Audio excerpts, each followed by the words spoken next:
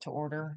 Teresa, is there any way that you could take notes? I know you were tasked with that yesterday, and I hate to ask you again, but I know Bridget is in the car traveling, so.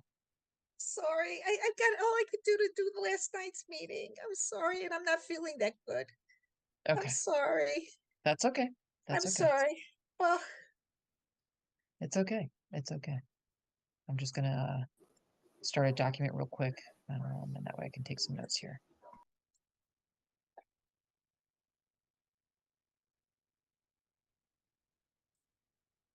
Right.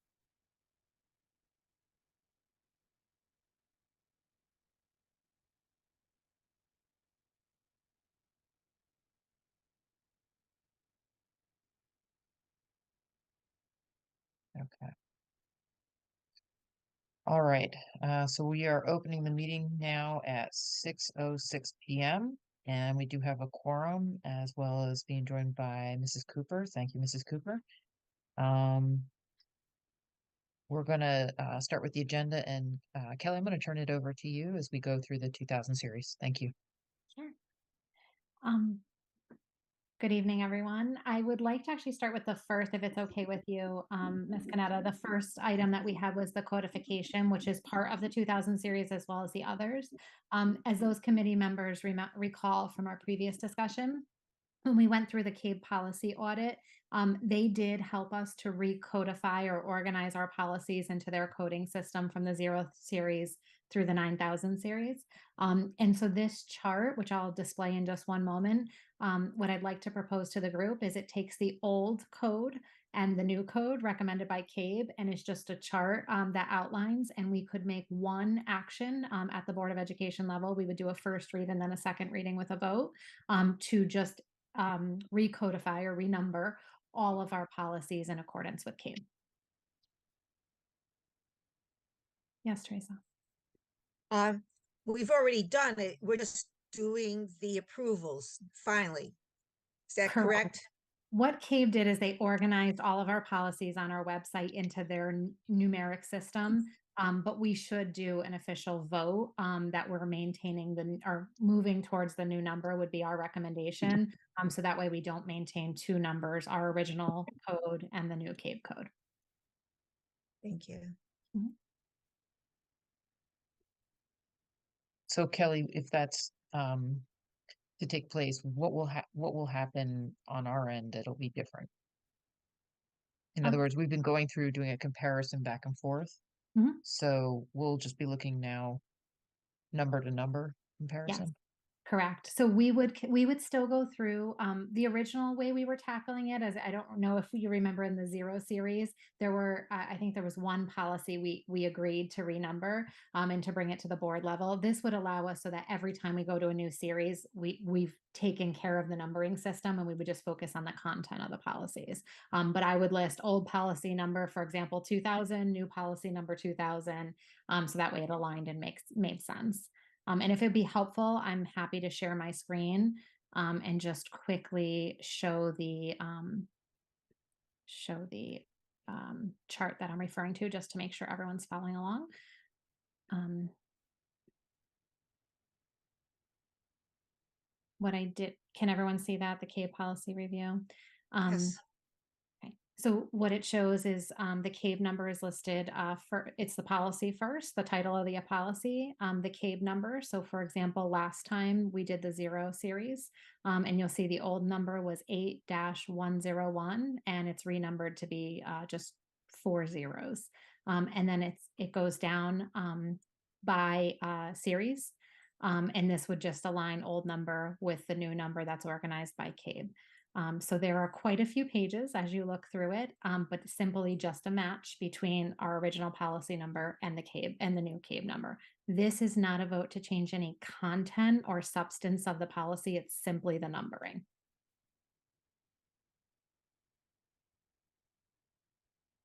Any Any questions from committee members about this? Thank you. This is really, really nice. Nice job, Kelly. Thank you. I did copy and paste from, just so everyone's aware, directly out of the CABE audit, but reorganized it so that it made sense for this committee to review. Thank you. Mhm.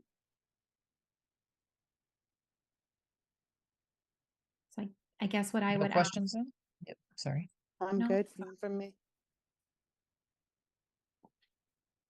Go I ahead, guess Kelly. I was just gonna ask if we wanted to make a motion to bring this to the board for consideration. Yes, So the board would moved. be, the board would be voting on this, Kelly, correct? Yes, So we're just making a recommendation. correct.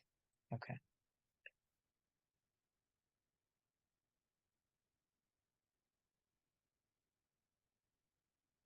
All right. Thank you, Teresa, for the motion. May I have a second, please?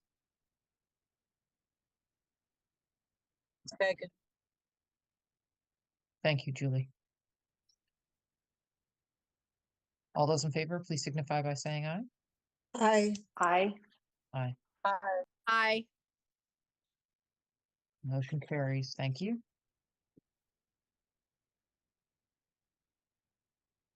All right. And Please if go I right ahead, Kelly.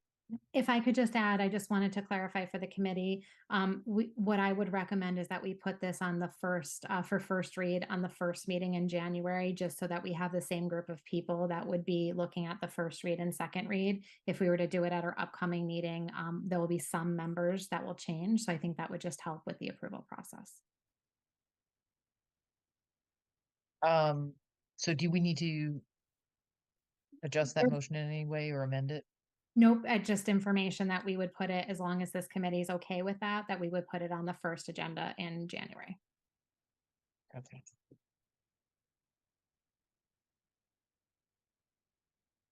And that will be for a first read, is that right?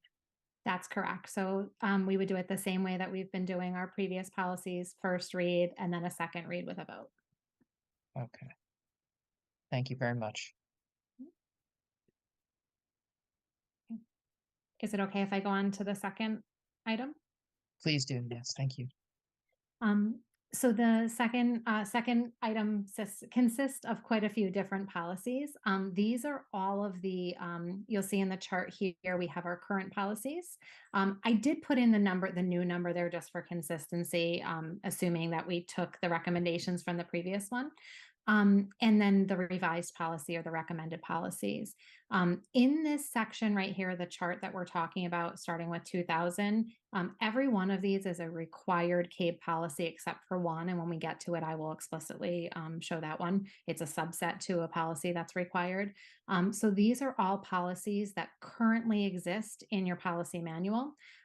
We can go through one by one. I will say, with the exception of one that is quite a lot more meat to it, most of the contents of the policies, carry the same essence or weight, but they have been reworded slightly. So I don't know if you want to go through item by item, but the first one that I would propose we look at is the 2000 policy, which is administration basic concepts, and I'll pull that up. So that hasn't been changed? So the old policy, Teresa, is very similarly worded. If you look here, the Board of Education, I'm kind of looking right here. The Board of Education expects the superintendent and other administrators to understand the practices effectively.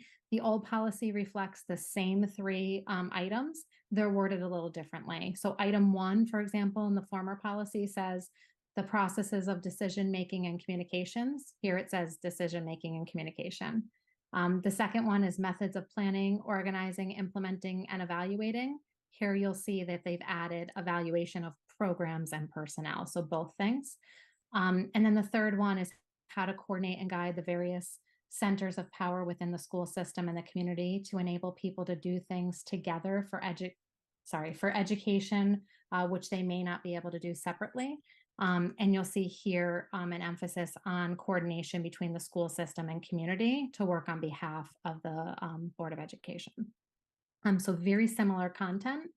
We certainly can talk through whether or not to adopt. We are proposing or recommending the new language in this policy consistent with CABE, but this is subject to make any edits that this committee wishes to do.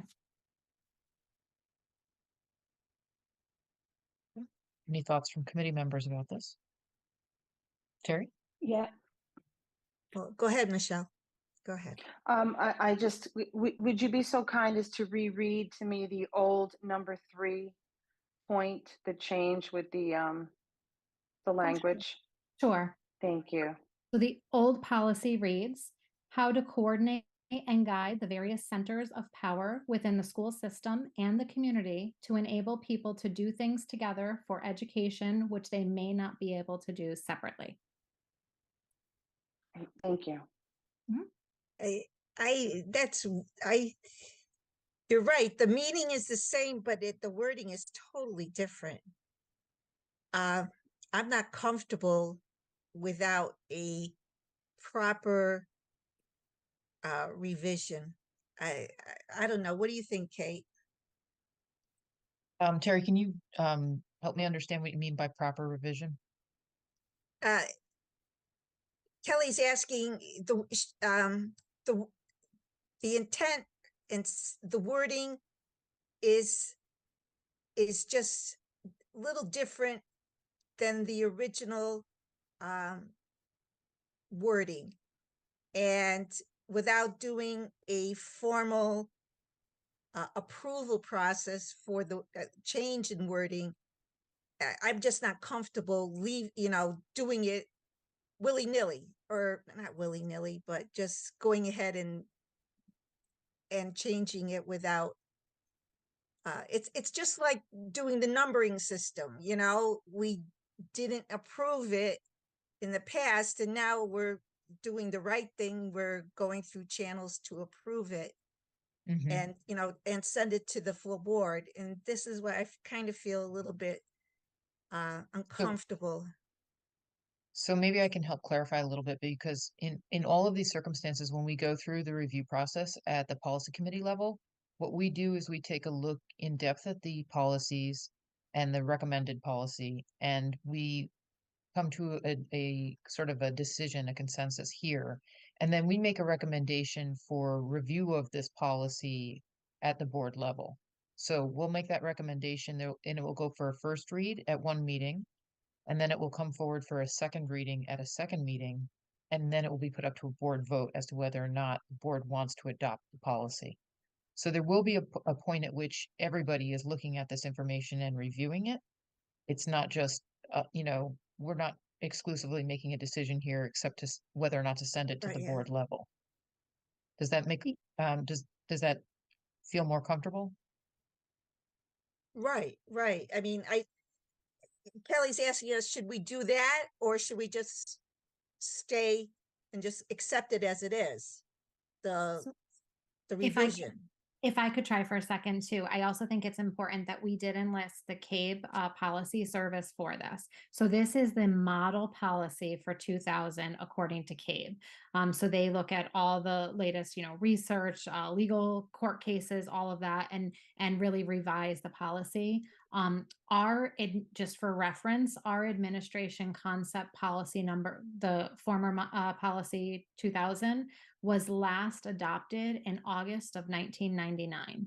And so another part of our CABE policy audit is we should be looking at the policies regularly and really keeping up with recommendations, which is one of the reasons. So this was not written by anyone in the district.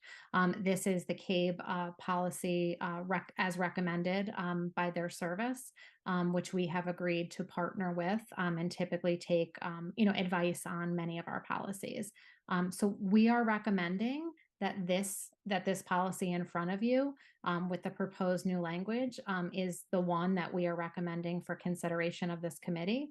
Certainly, if there was wording in here that anyone felt strongly, against, that they wanted to tweak or change, we can. Those are conversations that we can have here. But all the policies you'll see tonight, we are recommending as written by CABE.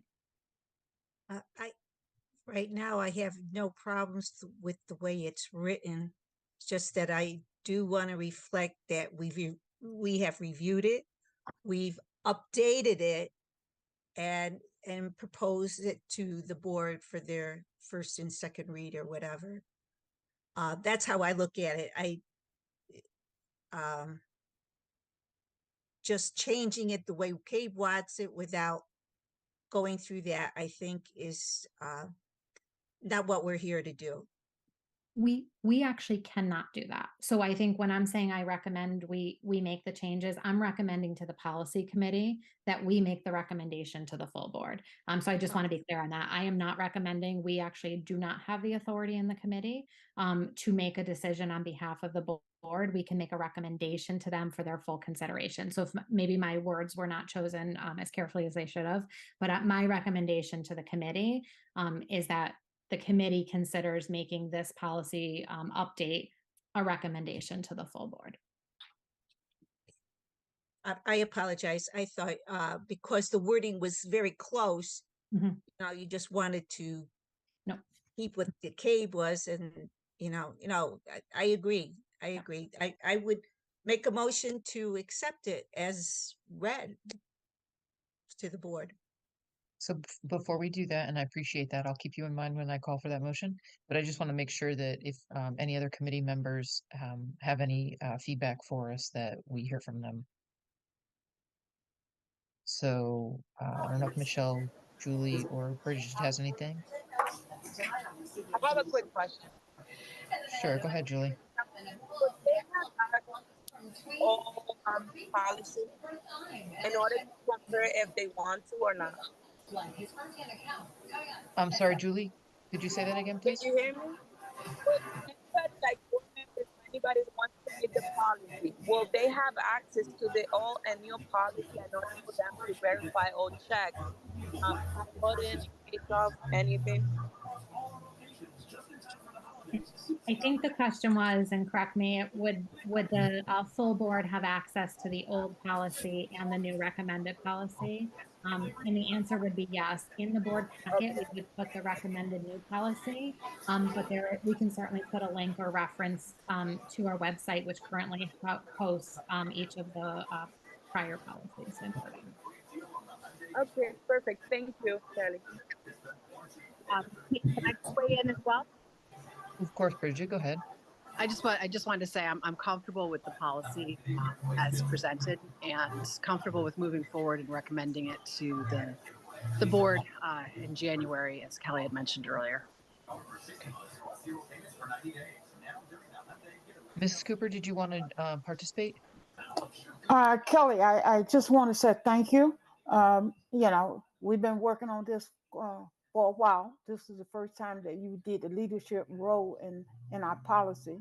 And it's a very time-consuming job. And I really want to thank you. And I think there's no reason not to move forward with the recommendation that you made. CAVE is our leader. CAVE has sit beside us and directed us all these years. And we have 2 meetings that if we want to insert something new or insert something different, that's going to bring a different tone. And as we make these changes, we got to also remember that, at different times, there will be different board members that are coming up and make other changes where things might be different. So I applaud you and thank you for working on this and making this much more accessible so board members can understand how we go about setting up policy. Thank you, Ms. Cooper.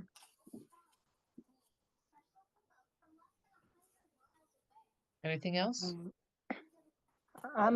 Kate, if you want my opinion, I'm okay with the language. It looks like it's been streamlined a bit.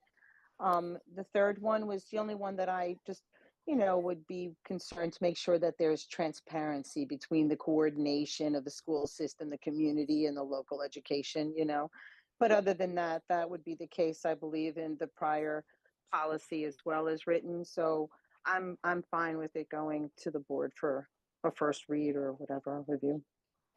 Okay, so with that in mind, and thank you all for weighing in, may I have a motion to recommend to the board for first reading policy revised,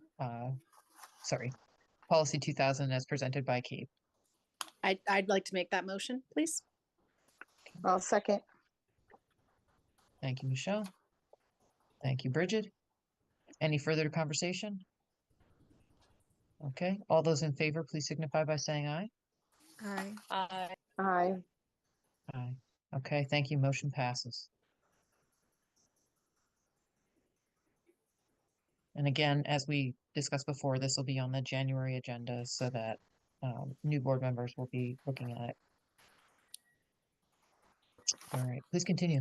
Okay. Thank you, Kelly. You're welcome. Thank you.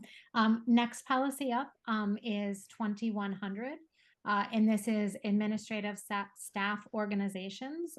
Again, between the prior policy and this policy, you will see that the content is very similar, speaking to the supervisory responsibilities of the superintendent. The prior policy was a couple of sentences in length, and this further spells out the responsibilities of the superintendent. This is the policy exactly as recommended by CABE. So this is what we would be proposing for your review. And if anyone wants me to toggle between the prior policy and this one, I'm happy to do that as well. Yeah, could you do that? Sure. Please. Bear with me on my tech skills here. So here you will see, this is the former policy that we're speaking to. And again, it was a 1999 adoption, which you will find consistent with most of the policies in this series. Wow. Could you make it a little bit bigger, I Ke- will, Kelly, just a little bit? give me just 1 second to do that because it's, Yeah, I think I got to get bifocals.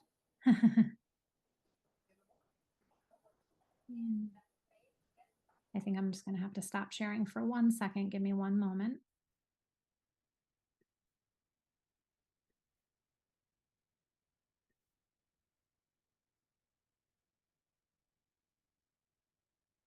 If you can't, don't worry about it. I'll Yeah, figure out. I can actually, it just, I have to unshare, I think, just to do it for 1 second.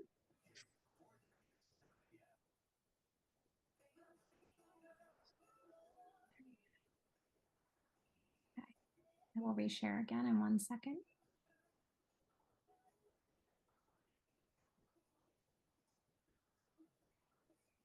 There you go. I hope that's a little bit easier to Much read. better. Yes, Okay. much better. Thank you.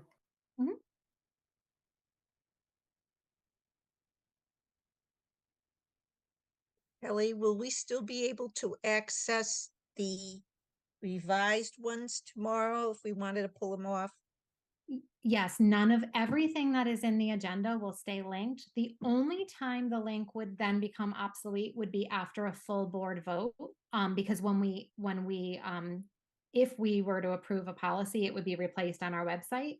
But until the board makes a full vote, you will have access to each and every one of these for the time being. Thank you.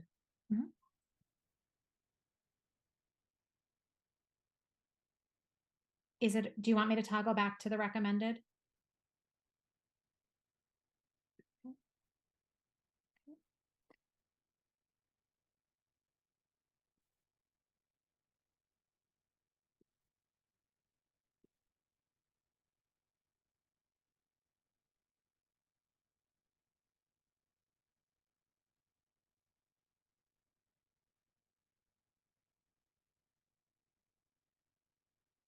Sorry, each time I toggle, I think I'm going to have to reset that.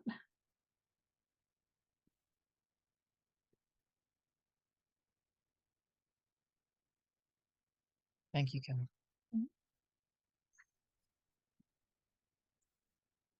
The first time I've seen the words excellence in education on anything.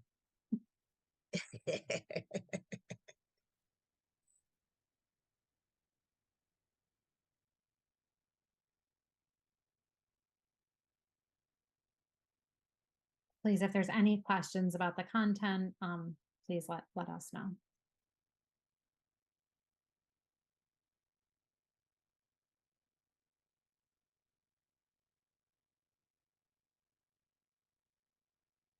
This is definitely a more robust version of this policy. So, Terry? Have we ever seen a district staffing plan?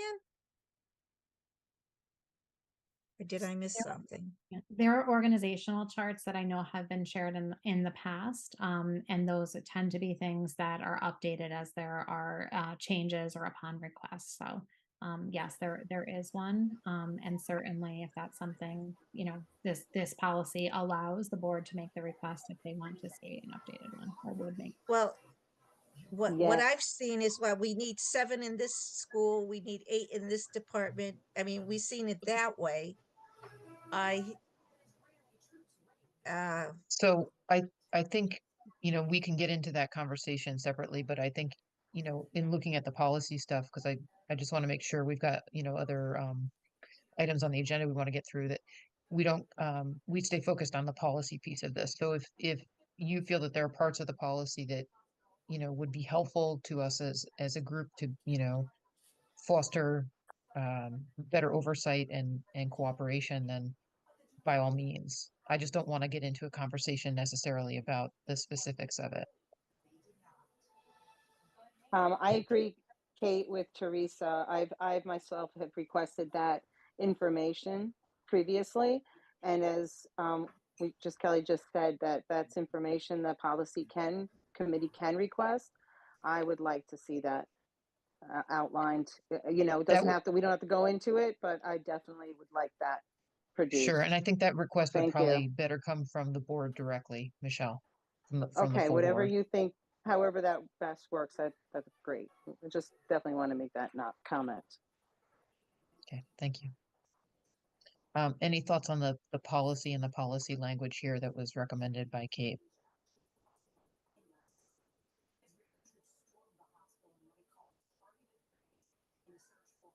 Mrs. Cooper, any thoughts you want to share? No. All right, then in that case, I'm going to look for a motion to recommend for a first reading of this policy. I make that motion.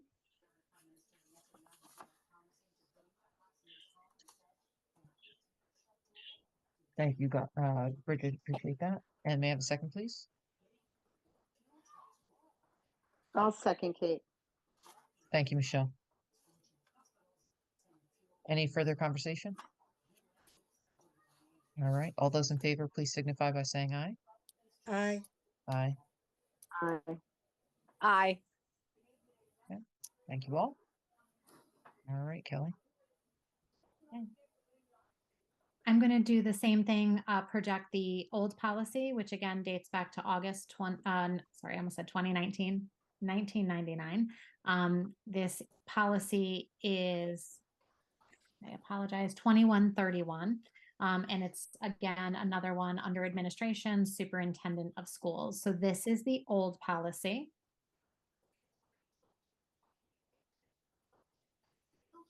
And you will see, I'm going to scroll down. I can certainly go back up if anyone needs to look at it again. The way this policy was structured is it wrote out 16 different responsibilities of the superintendent as proposed by the Board of Education policy.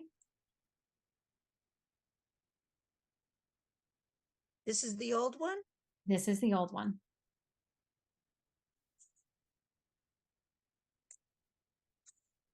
Let me know if you want me to scroll back up. I know everyone had these materials in advance, but I know it's a lot to cover as well. So I'm happy to stay here as long as needed.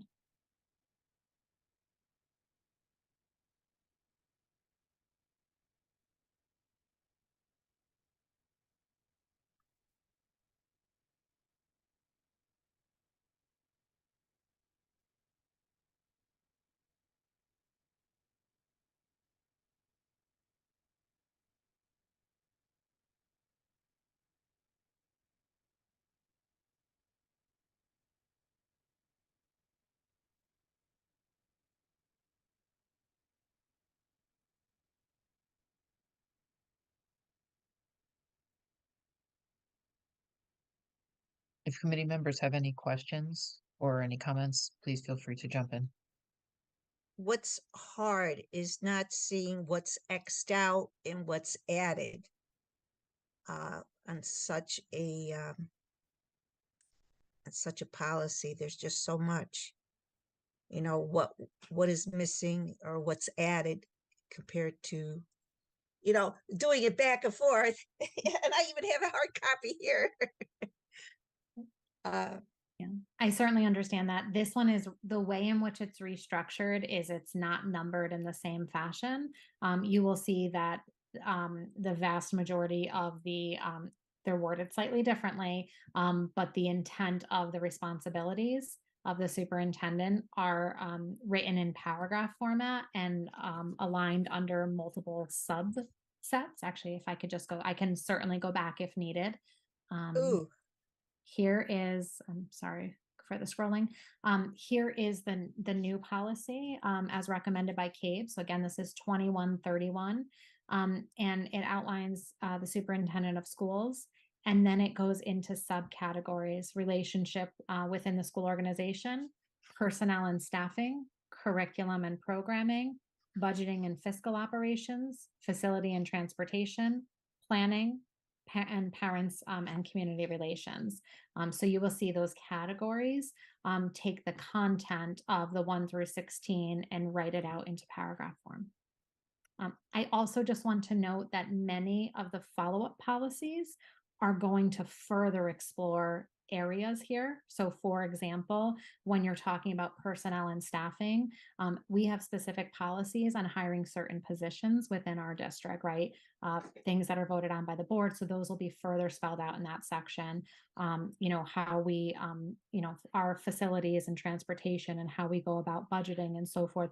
There are additional policies that will come later that will further detail each one of those areas as required by law. So this policy is meant to be a general overview of all the responsibilities and remember, this comes at the beginning of the policy manual, and the series to follow further spell out each area in much more detail.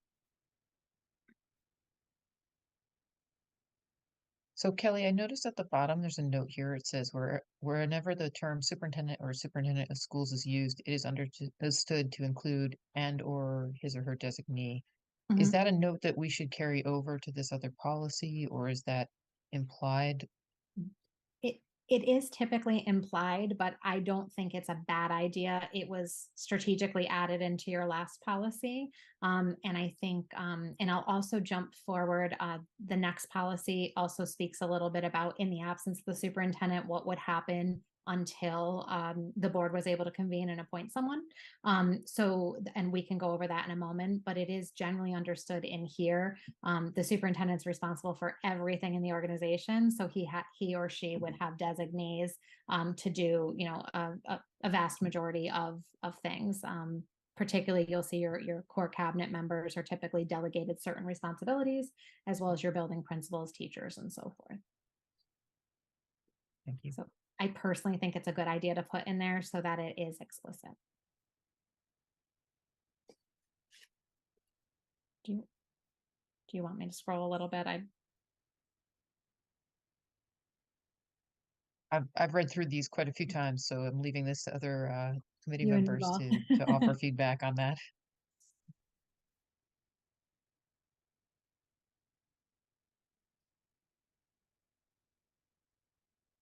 Any questions or comments about this?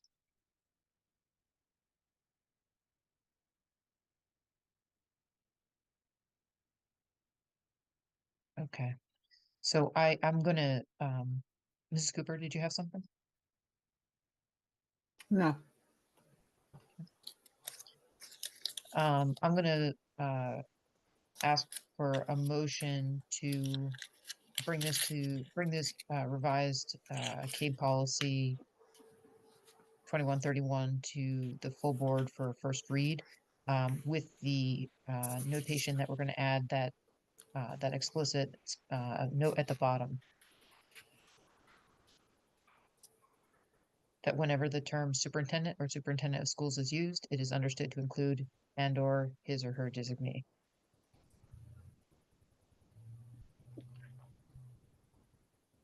Terry, are you making the motion? I am making the motion. Thank you. May I have a second, please?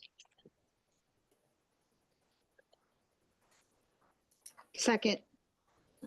Thank you, Michelle. Any conversation on this? All right, seeing none, all those in favor, please signify by saying aye. Aye. Aye. Aye. All right, motion carries at 6:40 p.m. That will go to the full board in January for a first read. All right, 131.1. Point one. So this, remember how I started by saying that all of them were mandated policies and there was one exception. This is the one exception. This is because it's the point one, it's a subset of the policy, and it essentially is meant to get at, this was voted on in 2000, that as you guys are all aware, the superintendent, the Board of Education appoints the superintendent, but if in the situation in which the superintendent was unable to perform duties, this is meant to be extreme circumstances, that it would default to the assistant superintendent until the board were able to convene and appoint an interim. And so this is what this policy. So we were recommending it to continue as is. This would not reflect a change to any policy, does not need to be recommended as a vote, but we wanted to include it in here because it is kind of an addition or a subset of that 2131. And I certainly would open it up for any conversation. One thought that came to my mind, Kelly, is that we now have 2 assistant superintendents. So is there any kind of modification we should make to the way that this is written? You could put either an S, assistant superintendents, or in parentheses an S if you wanted to capture that it would be the responsibility jointly of the 2 individuals until you are able to convene and appoint an interim. In an extreme situation, typically boards of ed would come together quickly and make those kind of decisions. This is just meant to be, in that couple of, day, week gap, something like that. It does speak to kind of, or the designee. For example, many of your cabinet members, this is awkward for me to talk about as one of the assistant superintendents, but in the absence or if the superintendent is tied up in a matter on a day-to-day operational, there are decisions that are being made by his designees. And so this just kind of further highlights what would happen in that situation. Do committee members have any thoughts on that? Teresa? I think that's a good point, Kate. With a little bit more clear line of ascension, a line of yeah, I think we should do something. A parentheses would make it flexible so that if the structure of our organization changed and we went back to a single assistant superintendent, it would still be applicable. We wouldn't have to pass a new policy. So that's the direction I would move in.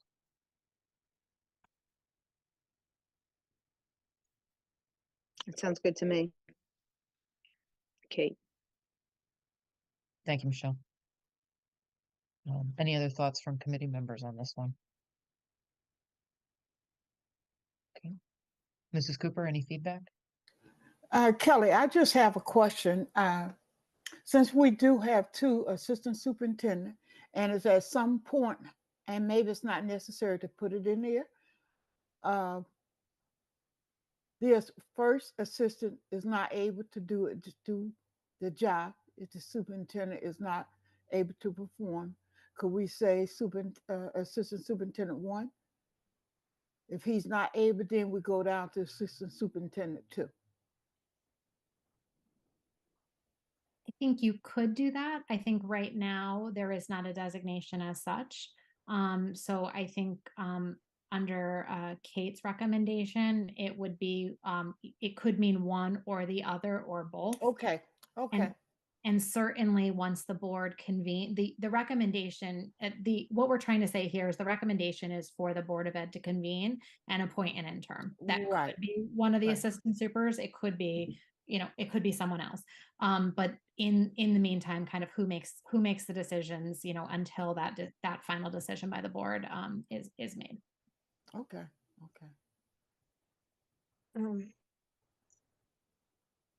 Carrie, go ahead. Based on my time at WestCon, the academic affairs vice president was second in line. And then the vice president for other things was the third in line. Just throwing it out there.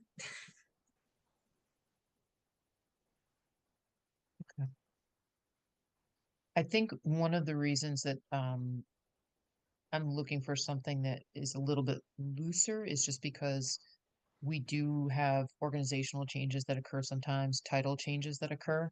So one of the things I think about in terms of working through these policies is choosing something that meets the need that we have, but doesn't require us to go back and revisit the policy if we have a title change or a structural change.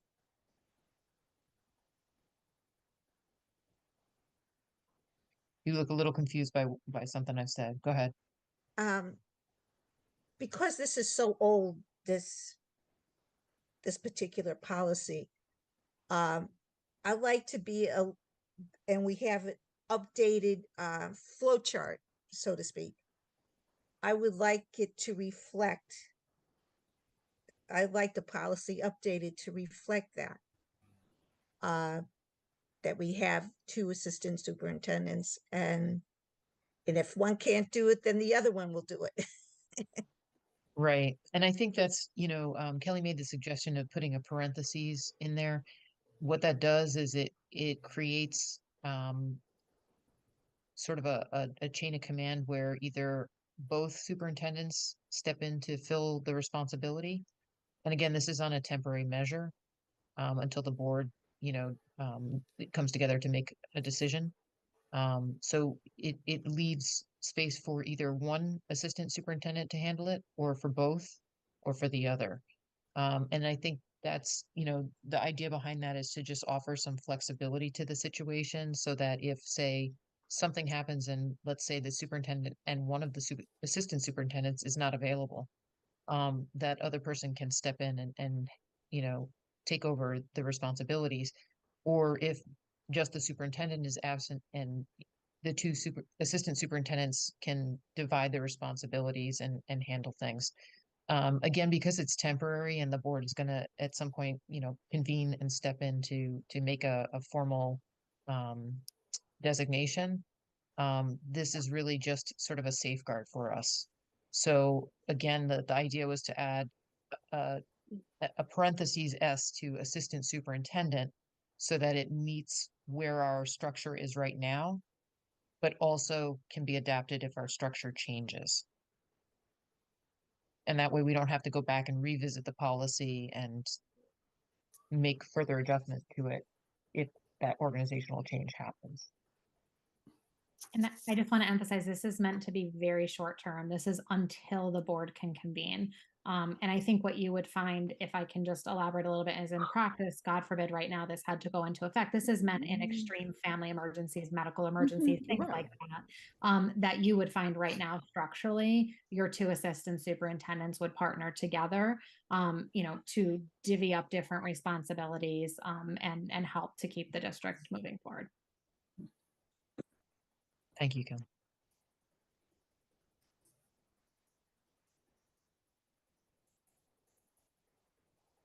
Any other feedback from committee members? I agree with this change, Kate. I mean, that little parentheses or the S, every example that's been given covers it, and provides that flexibility for a short period of time. So I'm good with the proposal. Me as well. Thank you.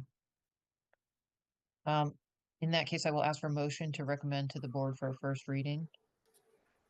Motion. Thank you, Julie. Second. Thank you, Michelle. Any further discussion? Okay, all those in favor, please signify by saying aye. Aye. Aye. Aye. Aye. Thank you very much. Motion carries. All right, please go ahead. Okay. Moving on, the next one is 2231. And this is policy and regulation systems. I apologize. Give me just 1 second. I'm supposed to start with the old policy. Let me show you the old one first. Here you go.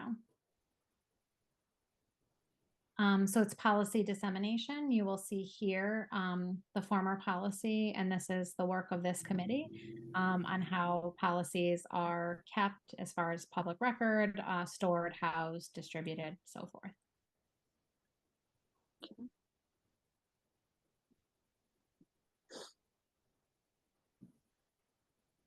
And again, this one is from August of '99.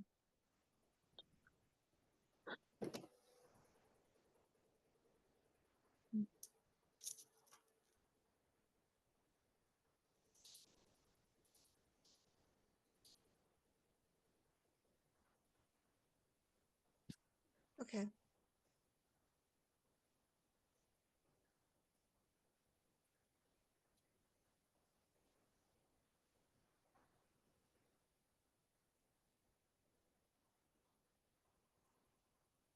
Would it be okay for me to show the new policy now?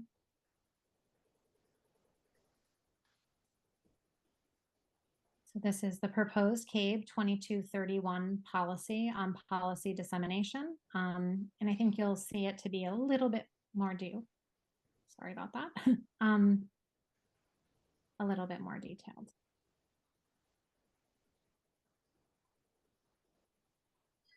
Talks about the manual, policies, regulations, and bylaws within this policy. So it just spells out kind of the different features of setting policy by this committee, or functions, I should say.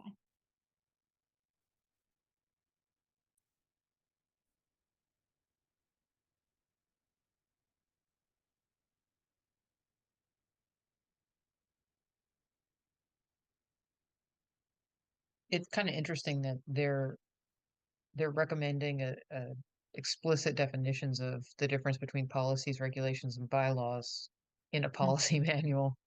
Mhm. It is a required policy. Interestingly, I agree with you. And it's not right at the beginning, which is also interesting. But I think because it is an administrative function, the responsibility of partnering with the board to do this, it falls under the administration section. Yes. Mhm.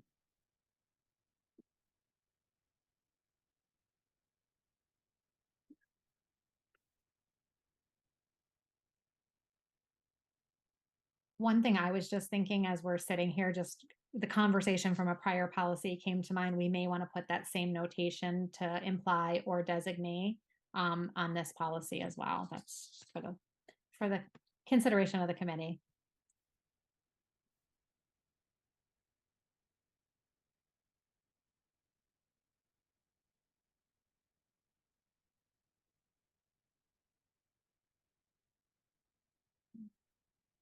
Just going to scroll down just a little so you can see the bylaws piece.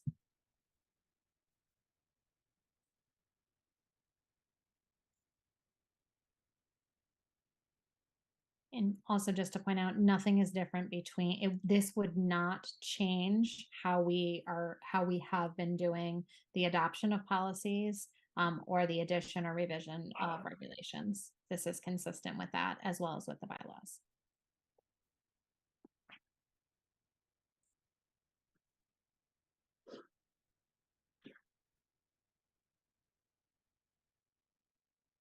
Committee members, any feedback on this?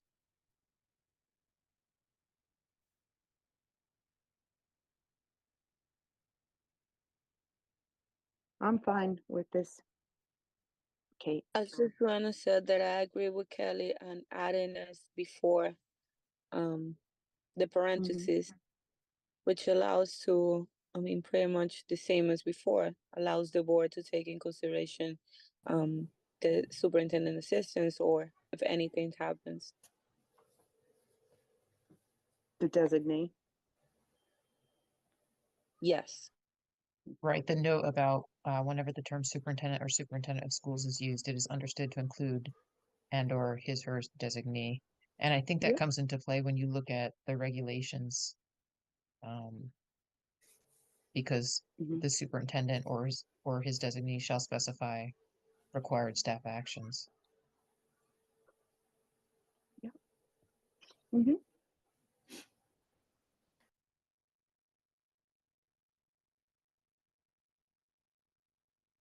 So Kelly, it sounds like folks are amenable to making that addition to this policy as well. I assume it's because of that specific section with the regulations. That's what I was thinking. Yeah.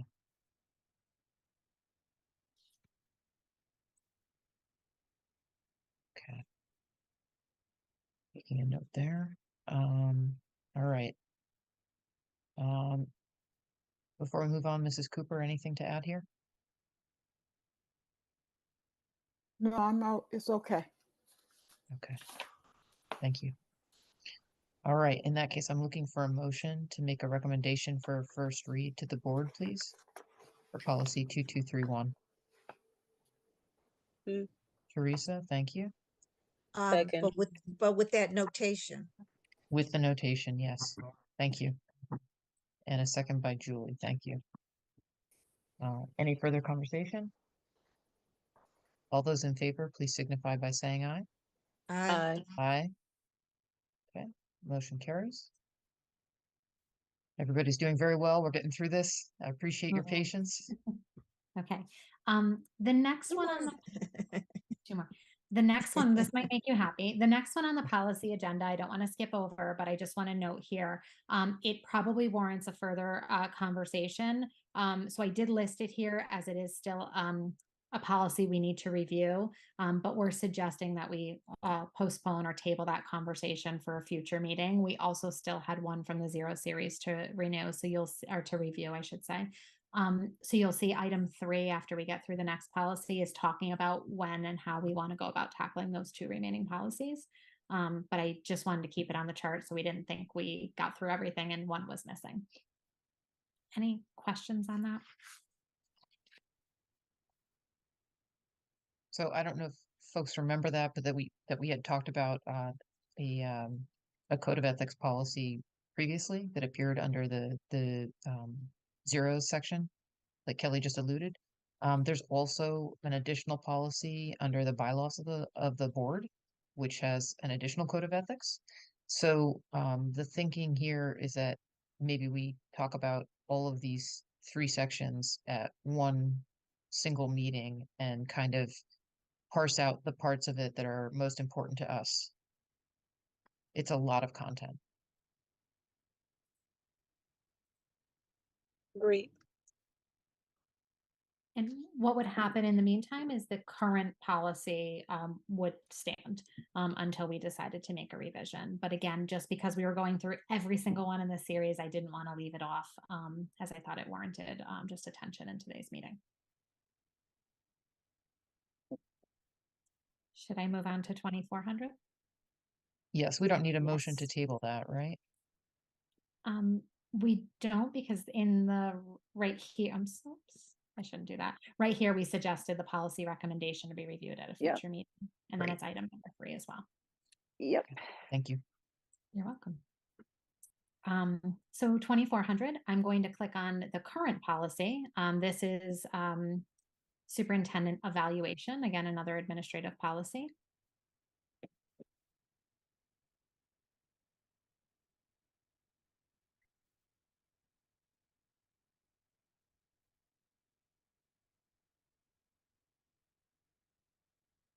What happened? I just want to make sure you can see it.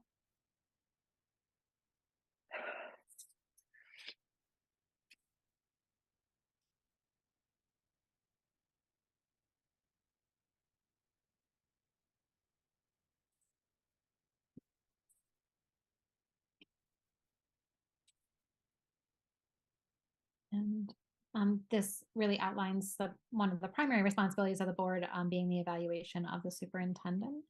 And here you will see very kind of similar theme or trend to the other policies we've been reviewing. It has essentially the same rights and responsibilities of the board, but it does spell out the responsibilities a little bit more explicitly in this CAPE recommended policy.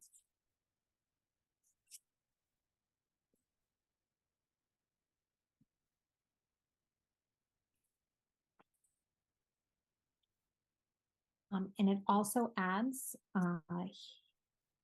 This time. Mhm. So the first part is about superintendent, and the second is about district administrators, which again, responsibility of the superintendent, but district administrators as well. I want to go through it in both parts. We are actually recommending a slight tweak to the wording of the district administrators because of some changes that have just happened within legislation. They're right here. It says as required, a 4-level metric rating system. And we are moving away from that in evaluations. So I would recommend so that we don't have to come back in a year's time, that we remove the reference to the 4-level metric rating. We're still going to rate and evaluate as either meeting standards or not. And so we would recommend a slight wording change here. Otherwise, we'll have to come back and revise this policy in about a year's time when the new teacher evaluation and administrator evaluation system goes into a place.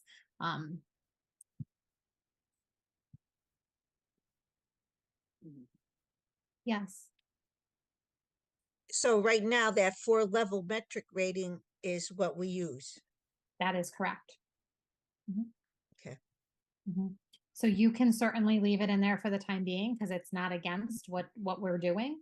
But we are moving to a new teacher evaluation and when I say teacher eval, it's teacher and administrators. And the state has made some proposals. The board will have to vote on and approve that new teacher evaluation system. But the metric piece of the evaluation system is a significant change on the state's end.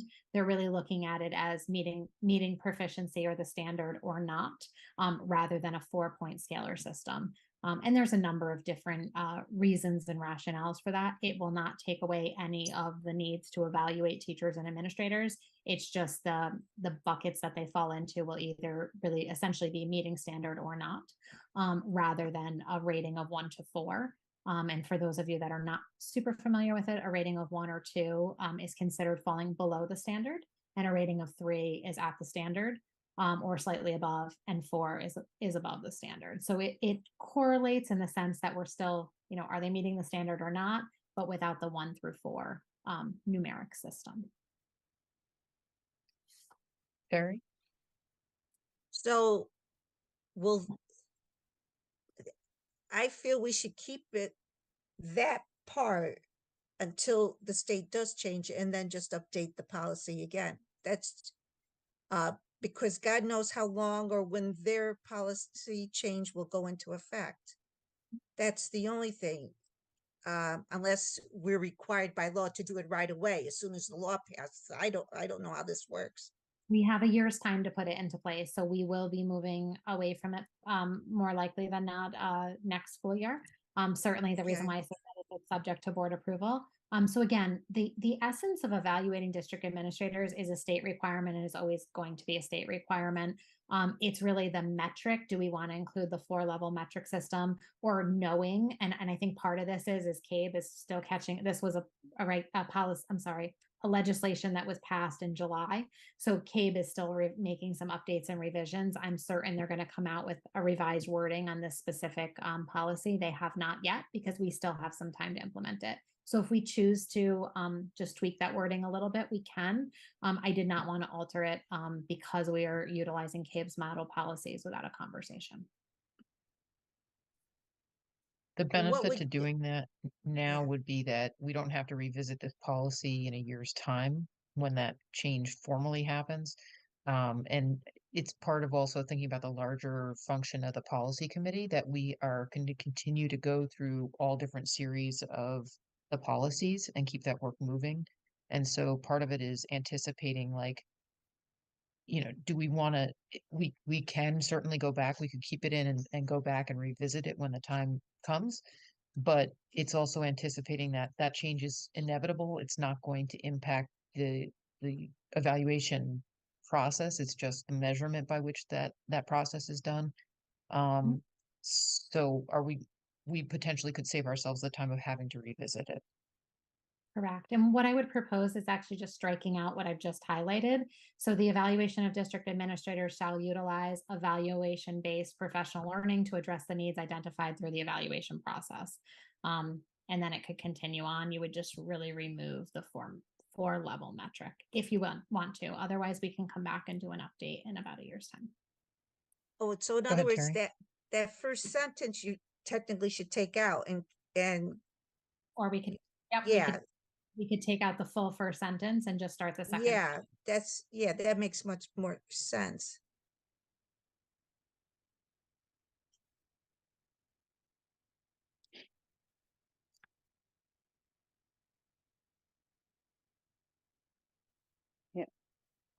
And then I agree with Teresa, if anybody wants my opinion, to wait until the policy changes. And then since policy will be meeting again and adapting, or I agree. I think when the policy actually, the state makes the changes, then we can address it. I'd rather keep it as is. If the and I noticed the old policy is 2008, and this shows that we're keeping an eye on our policies, but by updating as required by law. You know, because if I was being evaluated, I'd like to know what metric is being used, and this is right, and that's what we're using right now, correct?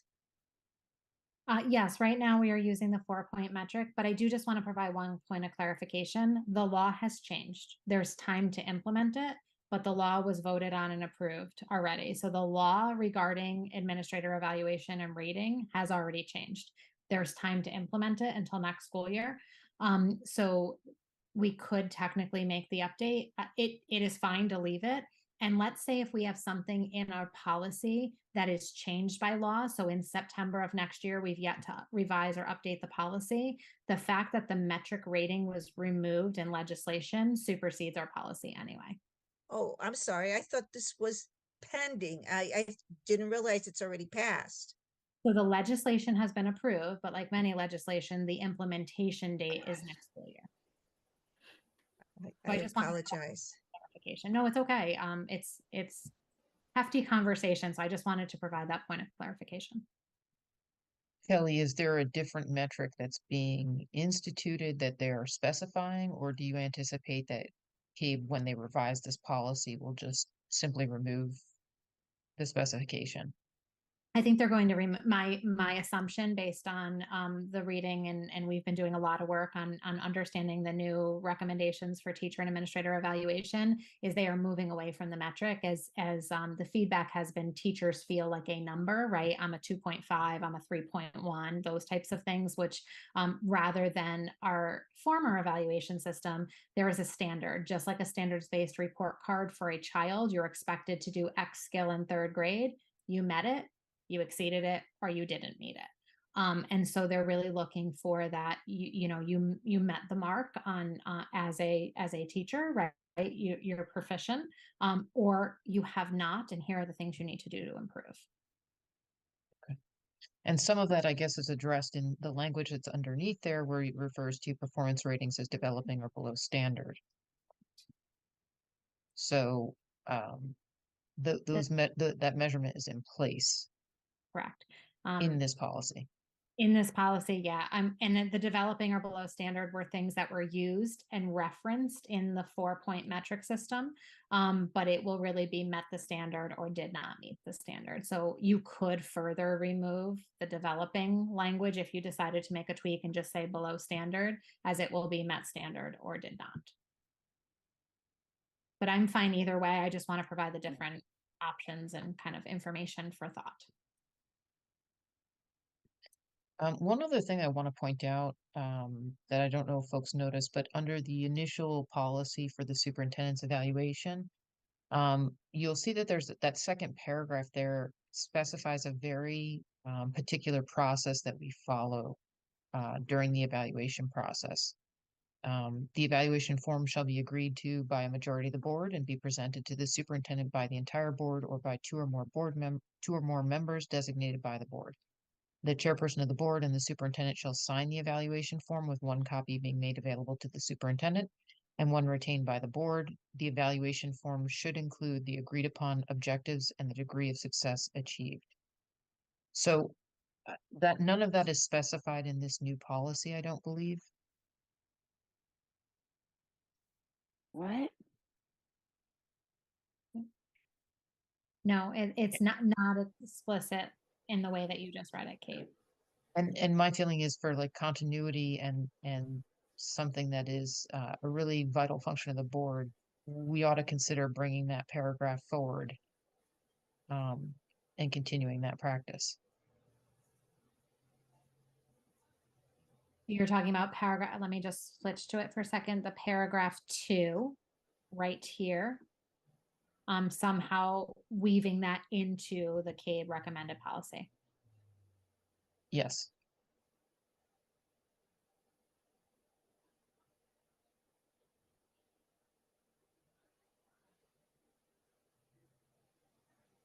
And I guess I would put that under the heading of the evaluation of the superintendent.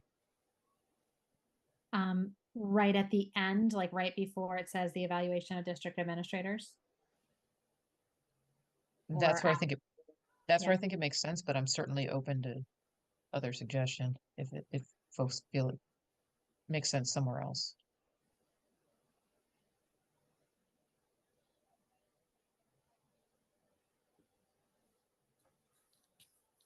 Before I even make that suggestion though, feedback from committee members, do we think that that is something we should continue to include?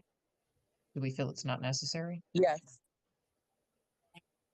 I think it's good information. Yes, I do too. I think it's important. You're right, Kate. I agree with you, Kate, and with the rest of the group. I as well. Mrs. Cooper, any thoughts? No, I'm just trying to see where you're going to insert it at. I just did it. If that works, it would go this paragraph right here. I think that's what you're referring to, Kate. Mm-hmm.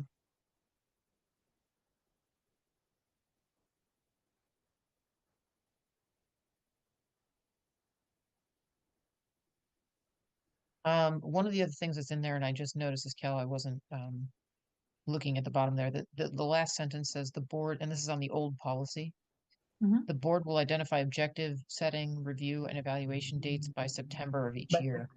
Yeah. Do you want to grab that as well? I was gonna ask. I'm sorry, Kate. Go Go ahead. ahead, Julie. No, I was gonna ask how would it impact the difference if you put or not the month. I think what it does is it sort of sets a goalpost for the board to operate by, so that sort of the function that we need to do as a board, which is that superintendent evaluation, there's you know, sort of an anticipated start point for it. Sometimes if those things aren't specified, you know, it can become something that gets away from you. And it's only fair to the superintendent to know his due dates. Right. I just want to clarify as you were talking, just to model it, I did grab that sentence as well. So these 2 paragraphs, I just put, they don't have to stay here, but were carried over from the original policy 2400. Thank you, Kelly. If there's other questions, my thought is, when we get ready to, when I said we, the board, get ready to evaluate the superintendent, all the information comes down from CAVE. We have set and we had evaluated the superintendent with different forms. The group have decided at some point that they wanted to use a different type of form. We have the obligation to change that particular form that CAVE send down to us. If we think it's more applicable for us to use as a group, then we use it. And what are we seeing with everything that's highlighted? That's what I've seen that we have done over the years. So maybe I'm not getting this. So I'm really not seeing why we're inserting this. Because to me, we can insert it here in the policy, yeah, But when we get ready to evaluate, whoever's chairing that committee will make that contact with CAVE, and CAVE will send you the information as to what they have on file that is current right now as to how you want to evaluate the superintendent. And then the board itself will come together. And then we look at the forms and decide which way are we going. So maybe that's the piece I'm sort of lost in. So it sounds like maybe there's an additional statement that would be helpful before this part, because this, I think we're saying the same thing, but I think what you're saying is that CABE may come forward, on any given year, and when the chairperson of the superintendent evaluation committee approaches CABE for that information, they may receive a different form from CABE based on what Right. CABE is That you operating with. can they'll send you a different form. They also send you, and I think everyone that sit on that committee, that we finish evaluating the superintendent, they send you a time frame as to when you start. And if you're looking at September, to me that's pretty tight, because usually we don't have board meeting in July, August, and we come into the first month in September, and we're going to do the superintendent evaluation. When we just signed his contract, the chairperson and the chairperson of that committee signed off on the final draft, and we did that a couple of months ago. So, it doesn't matter to me, because I understand what the role is when you're doing this committee. So maybe it's not as clear to other board members. Okay. I On think, my end, go ahead, Julie. I'm sorry, Kay again. I think on my end, Miss Cooper, and on regarding your comments, just for clarification. I mean, Okay. it's like you said, everybody, nobody knows better than you probably this how it works, but it gave it a sense, to keep it in the back of the head how to follow, or what having an idea Mm-hmm. what entitles, I would say. Right. Okay. Okay. Okay. Thank you, Julie. I might have to leave early. I haven't been feeling good all day, and I think I'm coming down with a cold, and I haven't had any dinner. I'm sorry to hear that. I hope you're feeling better. I guess the only thing I want to ask Mrs. Cooper, if I could, before you go, is just, do you want us to make any kind of notation, or do you think we should make any kind of notation in here about paper, like the evaluation form coming from CABE? I don't know if that's something that you feel is important. Well, all of it's important. My thing is, usually we go and we ask the committee, looks at the form, and maybe use a case send us two forms, which one that will first fit them. We look at it, and then the group decide that they're going to recommend this particular form to the board. And we go from there. And CAVE, usually we don't have to have CAVE approval, because we're basically going by the guidelines, the date as to when to start, when to do what we need to do for the evaluation process. So no, yeah. Okay, so I think maybe that's covered then when we say the evaluation form shall be agreed to by a majority of the board. I don't think that precludes the superintendent evaluation committee making a recommendation to the board. Right. It It's just the says, yeah. right, that we all have to agree You're right. I don't think we're all, well, everybody's not going by to a agree majority, rather. 100%, but I Yeah. think the majority, we look at it, and if it's best fit, and what we're looking at for our goals for the year for the superintendent, that's what we sort of agree on. Okay. Okay.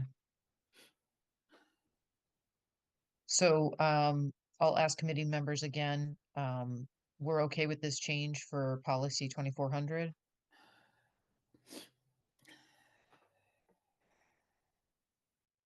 adding those two parts from the previous policy. Yes. Yes. And remove Okay, that I'm first good with that, Kate. sentence? And remove that Right. first sentence? The metrics. The metric sentence, yes. Yeah, okay. Yes. The metrics, I Yes. put it up here, the metrics and the developing, just call it below standard. Because the developing relates directly to a metric. It's just, the new wording will be met standard or did not meet standard. So you see Okay. here, the developing. Developing or, What? okay. It would just say, in addition, individual administrators, individual administrator and remediation plans will be created by the district for those administrators whose performance rating is below standard. Mhm.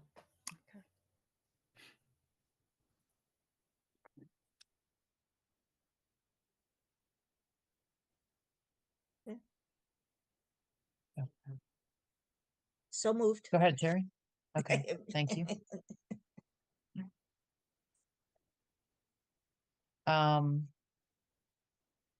May I have a second on that, please? Second. Thank you, Julie. Any further conversation? Okay. With that in mind, try your minds. All those in favor, please signify by saying aye. Aye. Aye. I I. All right, thank you all.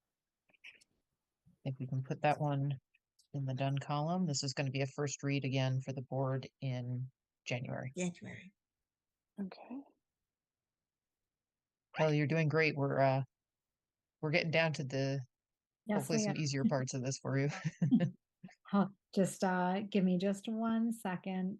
I just want to make a note of the 2 additions. So, okay, or 1 addition, 1 deletion, I should say. All right, I'm going to head back to our agenda for a moment. So I just wanted to highlight for everyone, there are no additional mandated policies. Everything we worked on were mandated policy revisions, but there's nothing lacking. There are 3 policies that are what CABE considers recommended. So I want to be very clear, they are not legally required. You are fine with the policies we just reviewed within your series for 2000, and you would have a fully compliant policy manual for series 2000 with just those policies. We do need to go back to that 2300 one for revisions or updates, I should say. But other than that, you're fully compliant from a legal standpoint. So these are 3 additional policies for consideration. If it's okay with you, Kate, I'd like to actually do number 2 and 3 first, because I think they're pretty brief and succinct. The first one is a little bit longer and we can circle back. So again, after you've reviewed all the 2000 series, you're familiar with the content. This would be a conversation for, do you want to have any other additions? So the first one I'll do is 2112, and it's on professional development.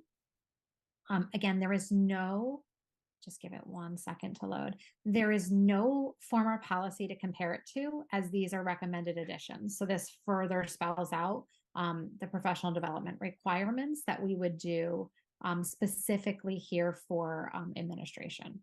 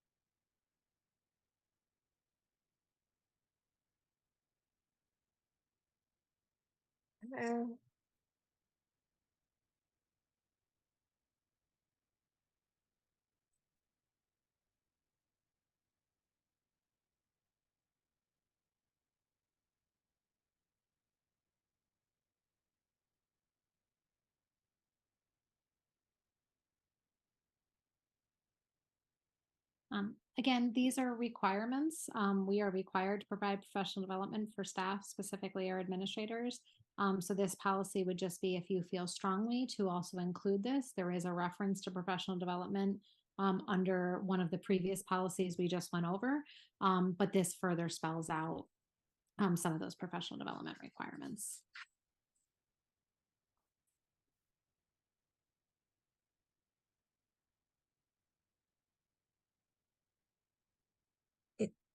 Carrie? The encouraging minorities and women, isn't that already a state law? Kind of. So I mean, there are initiatives for equity diversity, and I think this is just reinforcing here that, you know, when you're planning professional development opportunities, that you're considering opportunities for particular groups. Of course, you want it for all, but an emphasis on additional groups. Again, we're required legally to do this anyways. So this is one of those policies that CABE is saying would be nice to have in addition. This policy committee can decide to include it, but you would not be wrong to say, you know what, I don't think we need this policy.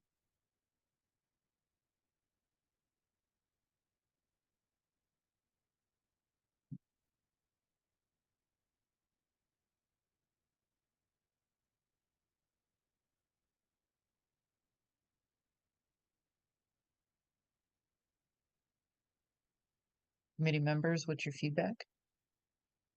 I mean, on my end, if we don't need it, and already embedded on our policy, I don't think that it should be added. That's a thought. I don't know. Thank you, Julie. Like extra reading. Yeah, the same, this is, like Kelly said, it's more detailed when we've been trying to be more broad. Yeah, I don't think we need it. Especially because it's also part of the requirements of the superintendent, like be more inclusive in both areas, in all areas. So I think it's not a requirement. Michelle, you were jumping in I there? agree. Yeah, sorry, my dog just freaked out a second. Yes, I also don't think that we need to include it or add it to the existing policy. I don't think it's necessary. If I Bridget, could any thoughts? Oh, go ahead, Kelly. I'll go right ahead, Bridget. I apologize. Well, that's okay. I was going to listen to what you had to say first, Kelly. So you go.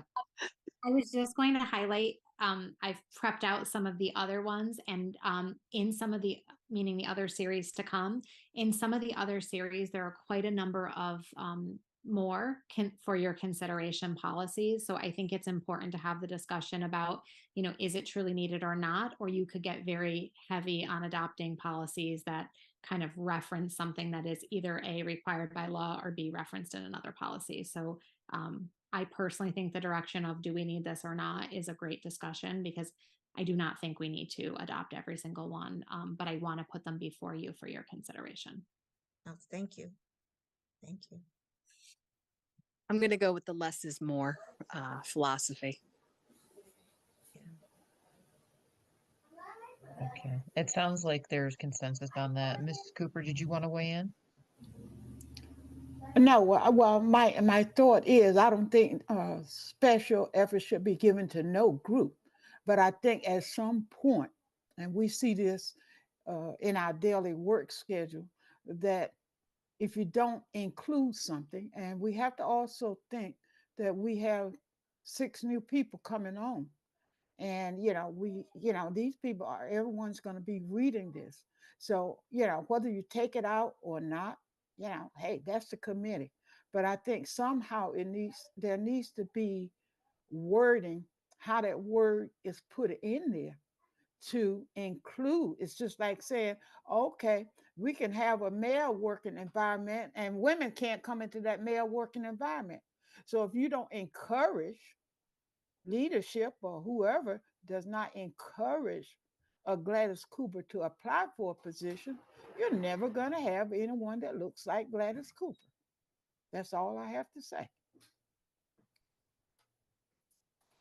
So I guess, Kelly, then the question might be, in terms of looking at a policy like this where it specifies particular groups that we know are underrepresented. Um,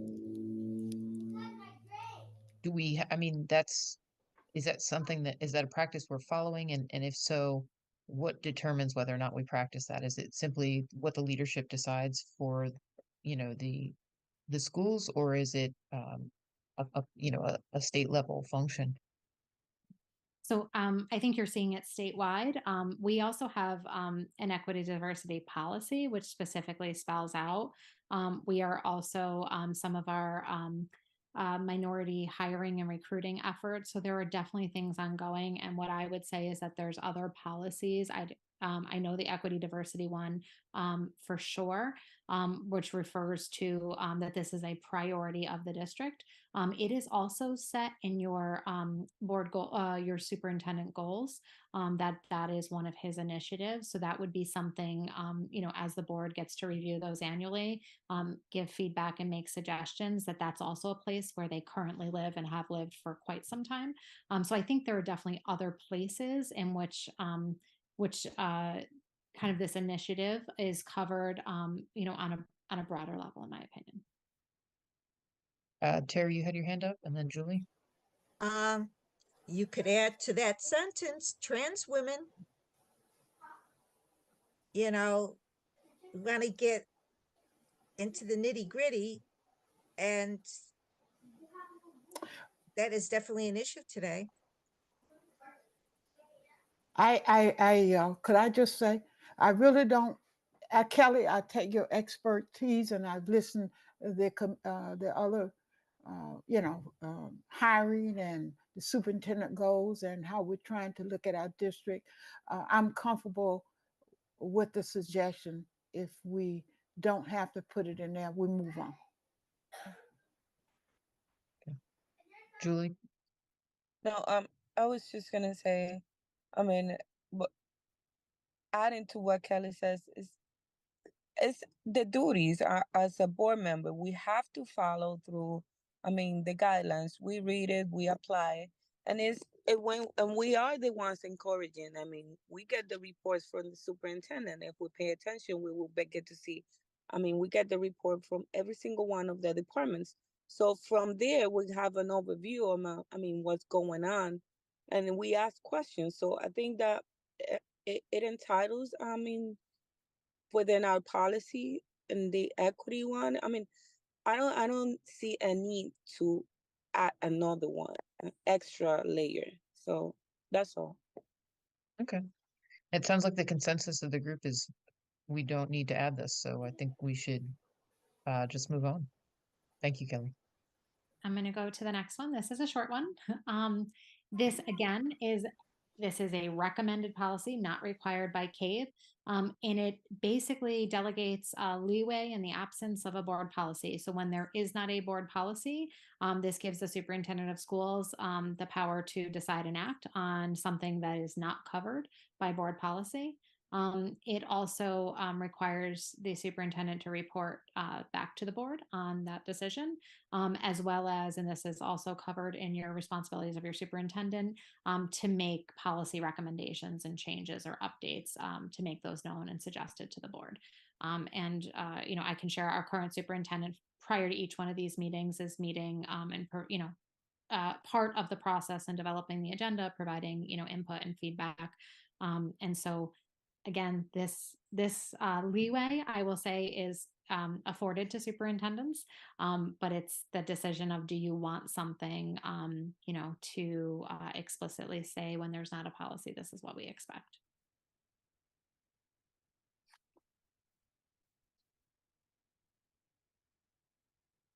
Many members?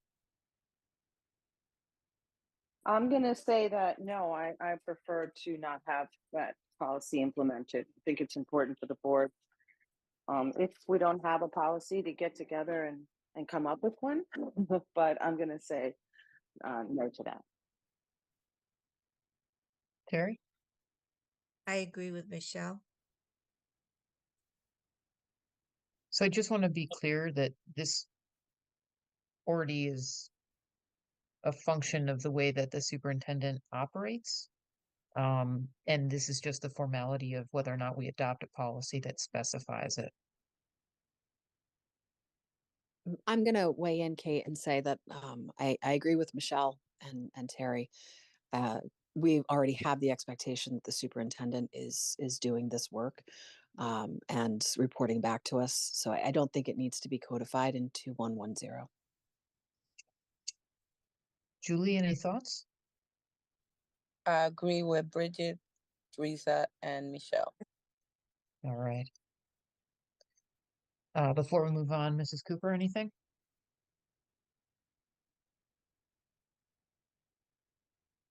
The committee has spoken. All right.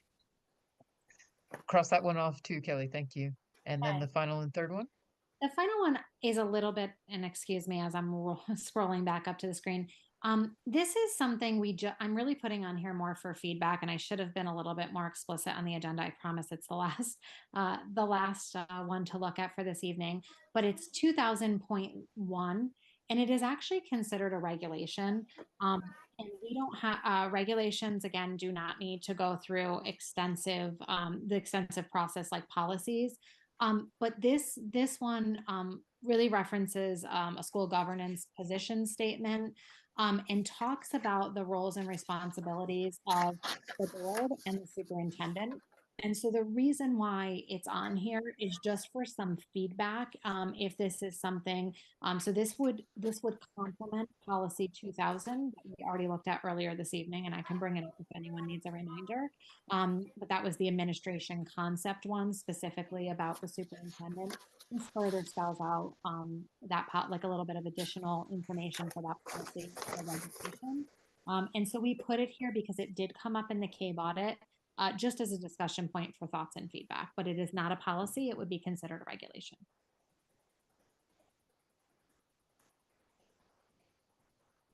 And I know that's a lengthy one.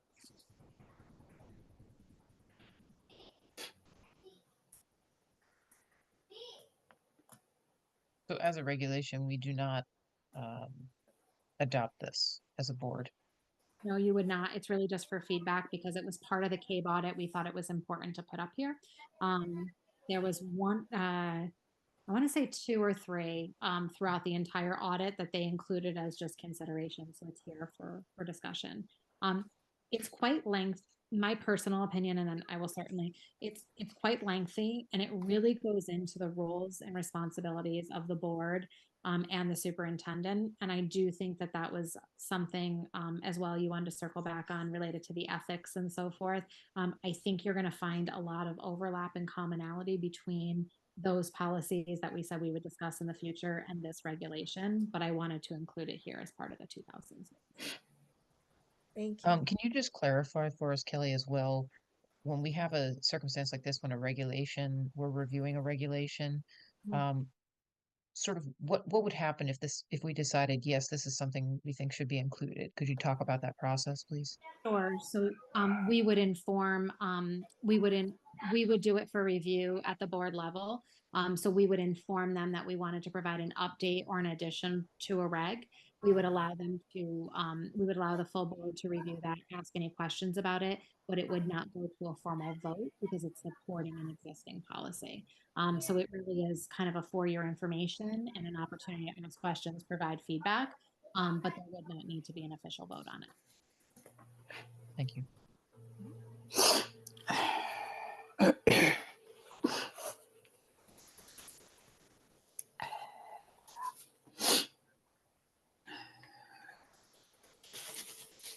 Teresa?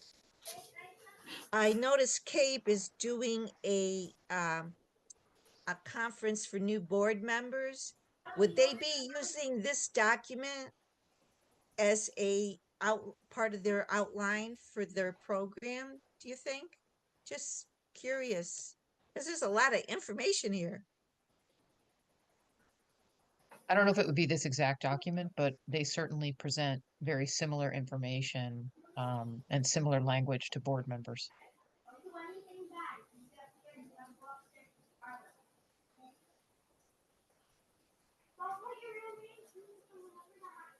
I also just want to be cognizant of, I know it's been a lot of information tonight. This is also, we can make a decision of a yes or a no. We can also table it for a future meeting if that's what the committee decides. I just wanted to throw that out as an option. I would say that I mean it's good to have for future meetings because I mean we're deciding on certain things that maybe the new board would like to have a consideration on it. So that's my thought on this because this is a lot of information.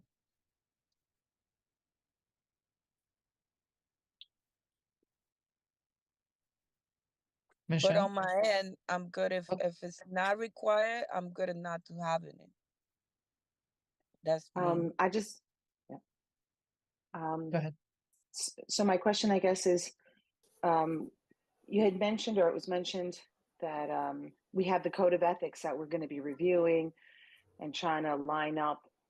Was that right? And that we would have to then kind of try to coordinate how this would also eventually in the future be worded. Is that correct? Did I misunderstand that? Not this specific piece. This is as Kelly was alluding, this is a regulation, so it does Okay. not, it's not like a policy where we go to the board for the first read and a second read, and then we vote on it as a board to adopt it.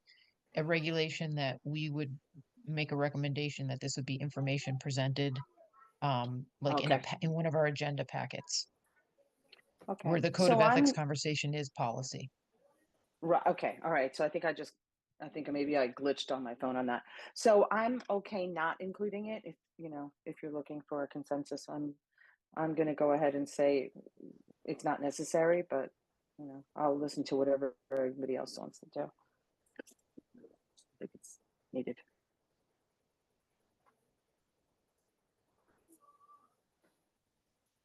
Kate, can I weigh in for just a sec?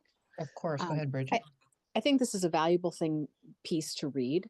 And I would think that perhaps the new board might want to read it just as a guideline for board action. They may not have to take any action on it, inclusive or non-inclusive, but it's a good piece, and it speaks to a greater understanding of what the board does, and I think that's valuable. I would err on the side of including it for board review, just so that people could get the verbiage, could see maybe in greater detail what expectations are. Thank you.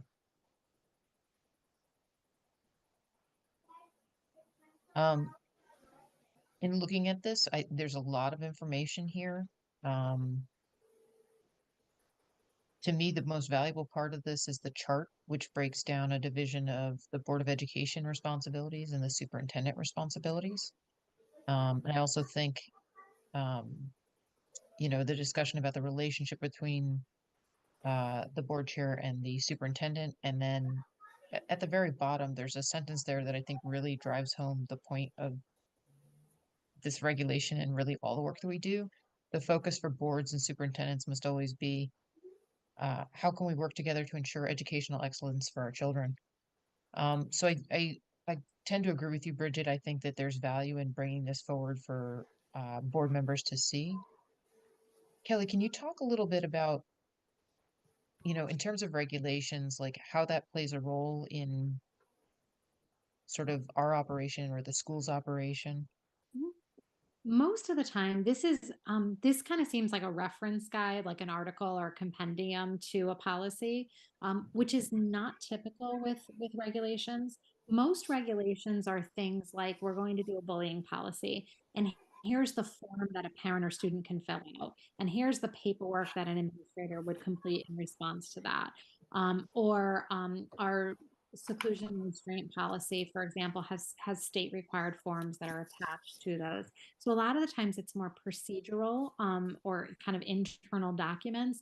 That tends to be more the regulations, because you may tweak or update that form and just inform. So for example, when we relook at our bullying policy, not changing the policy content, but in practice, we may realize that a form is not working or meeting our needs, or it may leave out a key piece of information that we realize in practice we want to add back on, or on the contrary, it could have something extraneous that is not helpful and is just, extra step or paperwork that we decide to remove. So most often the regulations kind of support enacting the policy, so to speak, with specific they're not all forms, but kind of additional details to enact the policy. This seems more like a reference guide to some of the leadership kind of thoughts, opinions of CABE in how superintendents and boards of education work together effectively. And you'll see they reference actually right here some references on where they're getting their research from. So you could it is a little bit different of a reg. You certainly could opt to include it. You could make a request of the superintendent to just share this information, but not in a regulatory way, not as a reg, but just as kind of an information. That would have to be his call. But if you decided to move forward as a regulation, it would be included for information in the packet. I mean, I think the timing of this is interesting for the committee to be considering, since we have a new board coming to their seats formally in December, but really in January when we're doing the rest of these policy reviews. So there may be some merit and benefit to including it for that purpose. But also keep in mind that we've talked about at this very meeting that less is more approach. And so it's just a question of, I guess, what folks' appetite is for this. Having heard from Kelly now, do folks have a different opinion or a different thought about it? Julie? On my end, like I said, it's good information for the board, but at the end, it's entitled. I mean, whatever the majority of the board decides, if it's to take it off, I agree. If it's not, I also agree. Thank you. Terry? I'm sorry, Michelle was ahead of me. I'm sorry. I'm not sure that Michelle, if See? you have your hand up. Oh, no, I don't. I'm sorry. Let me put that down. Okay. Are we doing a welcome packet for the new board members? If so, maybe this could go in a welcome packet. So we might recommend to the superintendent to include this as part of the information that's shared with new board members. I mean, to Kelly's point, we can make the recommendation. And I can speak to, there is an onboarding process when new members join that they do meet with the superintendent. Typically the cabinet meets as well. And there's information shared on roles and responsibilities then. So that can certainly be a Yeah, Repetitive. Kate, may I say something? Of course, Bridget. I have to say I agree with Terry. I think it's a great idea that this is a part of the onboarding for the new members. I think it would be a valuable piece. Thank you.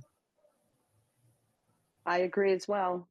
I think that's also Okay. a great way to get that chart in, Kate, and a way to start preparing the new members. So yeah. I'm good with that as well. Okay. Thank you, Michelle. Gladys, any thoughts before we go?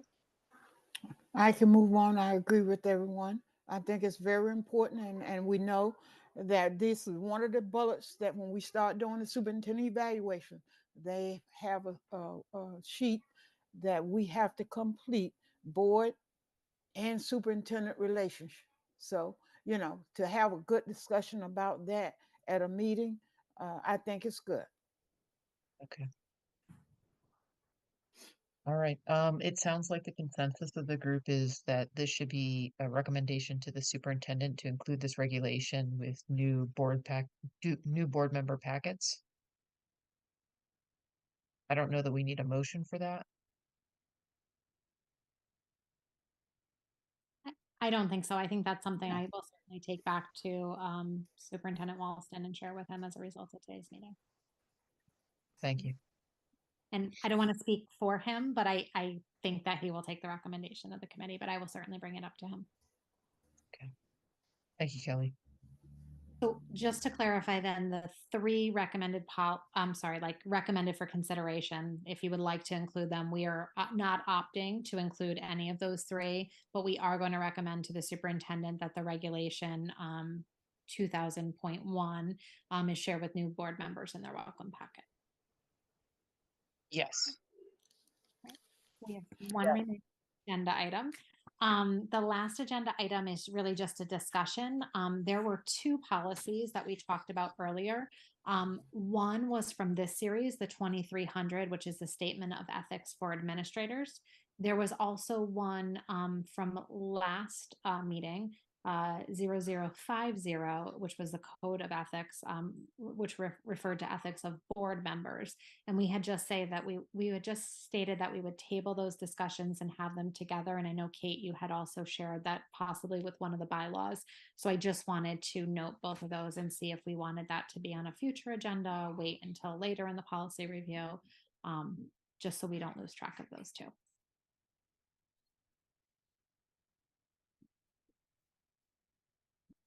And again, Committee both of them, members? I'm Sorry. sorry, another thing. Both of them are compliant. We have policies with those numbers. I'm sorry, I did not mean to interject. But we do need to consider whether or not we want to revise them.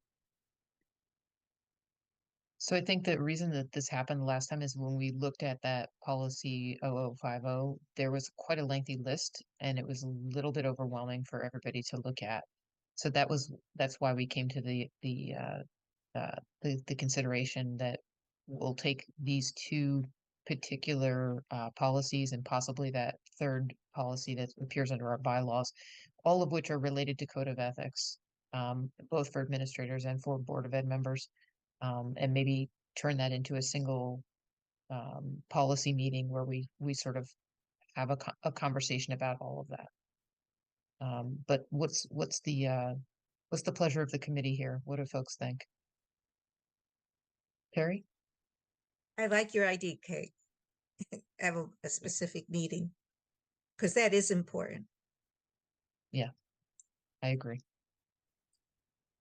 I agree Julie? as well. I think it's a good start for the new board members. So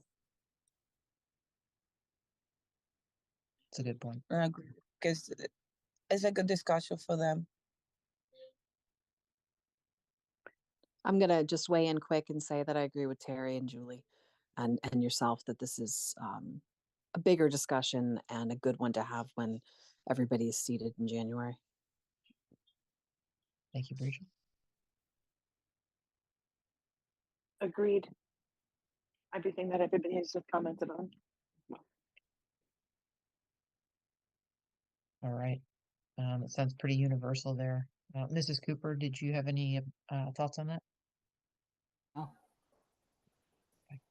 I just would like to ask one question before I go. Are we going to line up all the committees information that was brought here tonight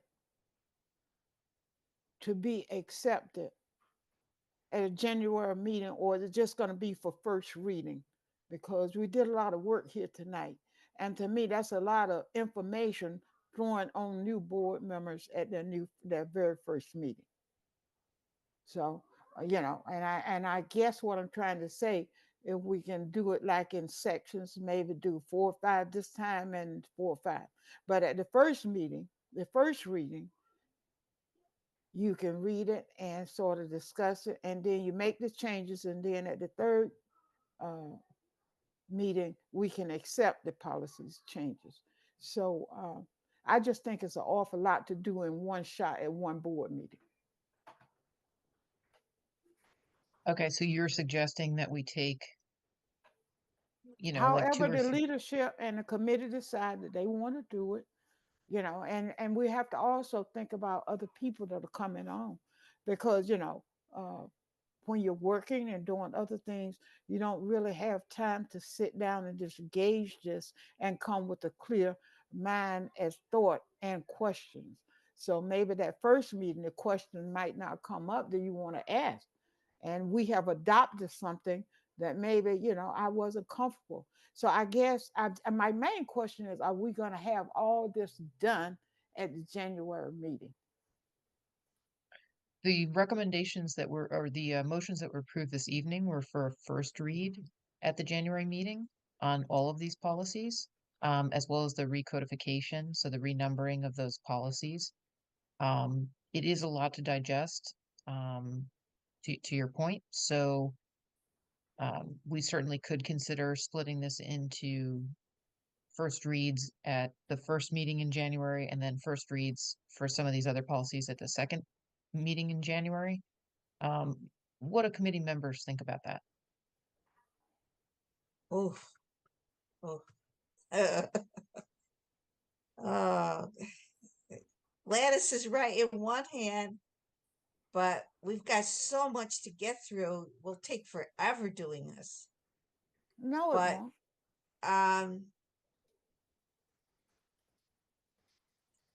I'm amenable to whatever you want to do, Kate, and the rest of the Yeah. committee. I'm, and whatever you want to do. It was just a thought, and maybe No, you're everybody, right. You're yeah. right, Sir, Gladys. There's consideration, not being overwhelmed. We want them to Is there- stay on the board and not Is there, resign. is there any way we could do part of this like as one of our workshops? Is that like a possibility? Not necessarily for the committee, but like for the members on those big things? I don't know. Just a thought. It was good thought, Michelle. Thank you. Yeah. Mhm. Would you like me to ask, I'm wondering, this is a suggestion, if we did the first board meeting that we did first read and we put a time on the workshop the following week, we could kind of follow up with the entire board, but particularly for the newer board members on kind of what the policy committee work is. I could Okay. go a little bit of the CABE audit with them because I think it's priming them that if we continue at kind of the pace that we're going, they're going to see a lot of policies come in front of them. Yeah. So I think it's important that they understand it, but I'm wondering if we do the first read, that will still be time for questions, and in between there, we do a little bit of just an overview of like what the policy committee's work charge is, reviewing the policy audit. I'd be happy to go over that. And then we could specifically focus on the 2000 series if there were any questions remaining. So the Okay. workshop itself Yeah. would become a function of understanding how policy works with the board? That's what I'm thinking, and Mhm. help to refer to the 2000 series is all about administration. And let's talk about what those policies are. I do think I am certainly sensitive to, it's a lot, right? We're looking at old and new, right? So we're looking at both. There's 7 policies that we would be bringing forward. And so but I do also think as a group, they make more sense when you read the entire 2000 series Mhm. together. So I'm wondering if we use the workshop just to help. I don't think it has to be the whole workshop, but a portion of that workshop just to talk a little bit about this committee and to review the work that we're doing and focus on what we did with the 2000 series before they have to take action on it. Okay, so Great idea. just to clarify then, we typically do the workshop for our first meeting of the month. So that means that at the first board meeting, which would be later in January, we would do a first reading at that meeting. And then we would, I was to say, we could do the workshop in January or February. I would want to talk with Mr. Walston about what he has planned on either, but either the January or February would allow us to have a workshop before a vote takes place. okay. And then at that meeting, we would have the first reading, and then we would have to wait until the next meeting comes around to do the subsequent second meeting and vote on the policy. Correct. So there would be a month gap, just to be clear, there'd be a month gap between the first reading and then the second reading and approval of those policies, which hopefully would give everyone plenty of time to look at the materials and get comfortable and be able to ask any questions they may have. Yeah. And I also think we need to time, not to throw another monkey wrench in it, but we also need to time it with the continued work of this group.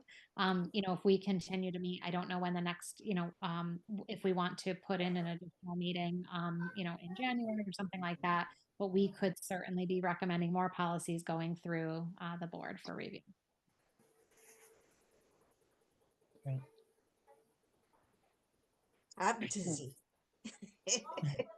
And we'll be busy. working on the budget too, so we got to keep that's budget time too. Oh, Get all your sleep in now. Um, I think that's a good point, Kelly. I guess where I'm trying to think logically about this is for all of these policies, we're going to have to do a first and second read Mhm. before we vote, which means that we're looking at sort of maybe being backed up to some degree for the foreseeable future if we continue with the use of workshops and meetings. Because There's some we're not covering actions in the workshops, right? We're not conducting board business. we have decided that because there was some feedback that it doesn't feel different, right? There is nothing that prevents you from, if you decided that you wanted to take action on certain items, you could, but again, that is something I think the full board needs to have input along with Superintendent Walston. But that, I mean, just in theory, if you could take action in your in your workshop board meetings. Their notice, they have agendas, those types of things, but they've started to feel very simpler. But we could time the things that we're putting through, and we could make sure that we're voting on and approving. For example, one of the next series that we could do is personnel or students, right? And so we could time it that we would not move forward let's say we do personnel next, we would not move forward any policies on personnel until the board has taken action on completing the 2000 series. So that way it doesn't get confusing. And then, there's quite a few number of personnel as well as students policy. So we could do them as kind of a lump sum package if we wanted. Okay. The- Committee members, are you This, amenable to that? I mean, I just think that this was an opportunity for what the workshop is for, to like learn about, or get into more detail. It looks like we're looking to ourselves who are experienced, forget the new individuals coming on. So I think this is a perfect, if we need the flexibility of voting on something because we feel like we really need to do it, we have that luxury. If not, we have the ability to go back and think about or ask questions, because when we all get together and we work together, we work well as a group and we get different points of view. I think it's just exactly what it should be, hopefully. That's all. Okay. Thank you, Michelle. So based on that, we did make a recommendation for a first read for the January meeting. So technically, we're still okay with that if we are able to have a workshop around policy and how the policy committee works at the January meeting, the January workshop. So Kelly, what would be our next steps here? I think we've taken action on every single policy and the recodification that we need to bring to the board level.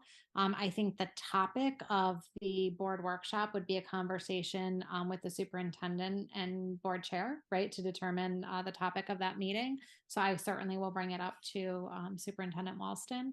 I'm happy to do it. I just want to make sure that it's balanced with other items that he has, to do during those meetings. So I do think from a timing perspective, it could be January or February. That gives us a little bit of flexibility.